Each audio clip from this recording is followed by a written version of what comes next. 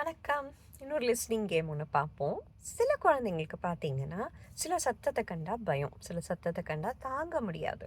So அந்த முடி வெட்டும்போது அந்த ரேசர் சவுண்டு, அதே போல் ஹேர் ட்ரையர் சவுண்டாக இருக்கலாம், மிக்ஸி சத்தம், குக்கர் சத்தம், கதவு இடிக்கிற சத்தம், இடி, மின்னல், இந்த மாதிரி பட்டாசு. ஸோ இந்த மாதிரி சத்தங்கள் கண்டா சில குழந்தைங்களுக்கு பிடிக்காது.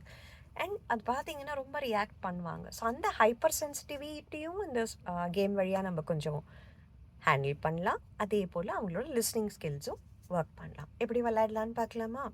ஸோ இதுக்கு தேவையானது என்னென்னா, இந்த சத்தத்தெல்லாம் நீங்கள் ரெக்கார்ட் பண்ணிக்கணும். பிடிச்ச சத்தம், பிடிக்காத சத்தம் எல்லாத்தையும் சேர்த்து நீங்கள் ரெக்கார்ட் பண்ணணும். ஆனால் ஒரு சத்தத்துக்கும் இன்னொரு சத்தத்துக்கு நடுவில் மினிமம் ஒரு 30 செகண்ட் இடைவெளி விடணும். அண்ட் 2 பிடிச்ச சத்தத்துக்கு நடுவில் நீங்கள் பிடிக்காத சத்தத்தை போடணும். ஸோ உங்களுக்கு புரிய வைக்கணும்னா, உங்கள் குழந்தைக்கு ஒரு பாட்டு பிடிக்கும்னா அந்த பாட்டோட ஒரே ஒரு ஸ்மால் டியூன் அது போட்டுக்கிறது. 30 செகண்ட் கேப்பை விட்டுட்டு அவங்களுக்கு குக்கர் சத்தம் பிடிக்காது, ஸோ குக்கரோட விசில் சத்தத்தை எடுத்துக்கிறது. அது ஒரு ஃபியூ செகண்ட்ஸ், ஒரு 15-20 செகண்ட்ஸ் அந்த சத்தம்.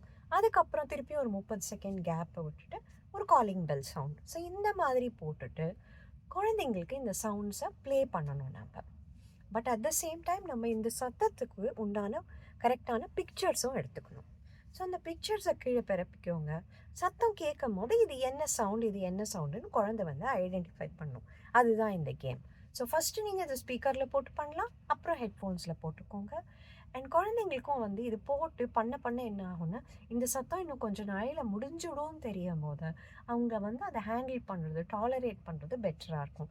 எஸ்பெஷலி இந்த ஹேர் கட்டில் அந்த ரேசர் சவுண்டு வந்து குழந்தைங்களுக்கு ரொம்ப டிஃபிகல்ட்டியாக இருக்குது. நிறைய பசங்களுக்கு இந்த பிரச்சனை இருக்குது. அந்த குழந்தைங்களுக்கு இந்த ஆக்டிவிட்டி ரொம்பவே ஹெல்ப்ஃபுல்லாக இருக்கும். கட்டாயமாக ட்ரை பண்ணி பார்த்துட்டு சொல்லுங்கள்.